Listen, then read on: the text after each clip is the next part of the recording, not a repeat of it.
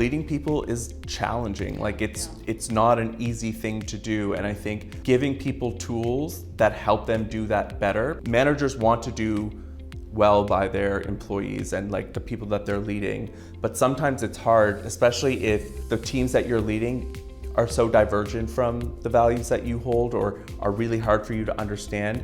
This can give you a bit of a structure that allows you to look at people through a different type of lens and think about how are their values going to impact the way that I lead them. It's the way that I interact with them. It's the way that I engage with them. It's the way that I reward them. It's the way that I talk to them. My experience with values in my personal life has really shown me that I didn't always understand where people are coming from, but now the types of questions that I ask, the way that I listen to what they're saying is very different because I am viewing everything through the lens of values. And I think giving people the tools that allow them to do that is a really helpful way of helping people create better, more empathy with the people that they're dealing with, create more of an understanding about where people are coming from.